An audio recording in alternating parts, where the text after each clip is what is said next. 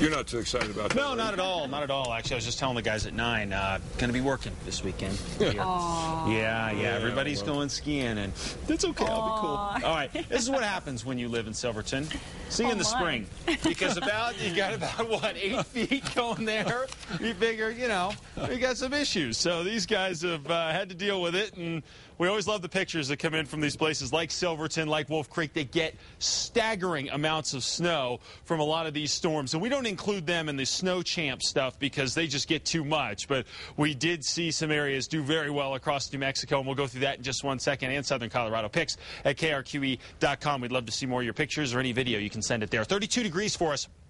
Right now, to the north, it is very cold. 4 Raton, 5 in Clayton, 21 Las Vegas, 30s and 40s for us down to the south. Now, here's a look at some of the wind chills. 14 below right now is what it feels like on your skin in Raton. 17 below Clayton, 8 Durango, 11 Santa Fe, 12 Farmington, 9 Gallup. So across the north, we have a pretty good area of snow cover. It is extremely, really brutally cold out there. The good news is the winds are backing off a little bit for us. You can see the cloud cover working its way out, which is not necessarily good news in this particular case, because as you lose the cloud cover, you lose what little heat we have left in the atmosphere. So we're going to drop precipitously temperature-wise for tonight. Now, the next few days look relatively quiet with a pretty much dry regime over us here. Now, what we're going to watch is the possibility of another storm coming in here for probably Saturday, Sunday, and maybe Monday. That could get delayed just a little bit, but this storm is showing the possibility of delivering more mountain snows to the north.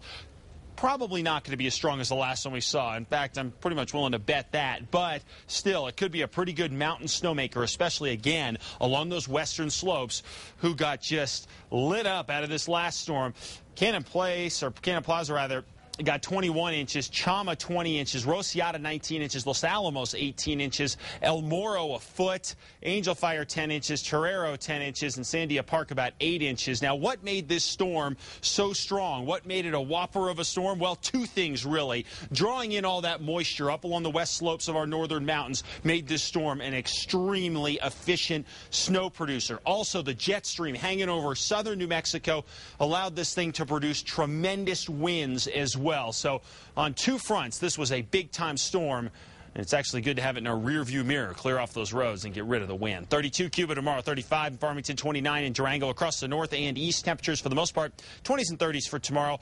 45 in Santa Rosa, though. Back toward the southwest, 40s and 50s with partly to mostly sunny skies and a nice day across the southeast. A little breezy at times, but nothing compared to today. 54 in Roswell, 41 in Cloudcroft, 30s around Cedar Crest and Sandia Park for tomorrow. So definitely feeling like very late fall, even winter. And then here in the Albuquerque area, going to be a cool day tomorrow. After a start in the 20s, we'll top out in the low 40s downtown. And in Santa Fe, going to be in the mid 30s. And it looks like we'll stay in the partly cloudy regime until we get into Sunday and Monday. And we'll see how much snow we can squeeze out of this next storm. But it does look like this next storm will most likely bring maybe a little bit of a valley mix, real light stuff, and then the possibility of more mountain snows. So you can just leave out the winds next time. I'll tell you what, that was terrible, no question. Thank you, Mark. Sports is next.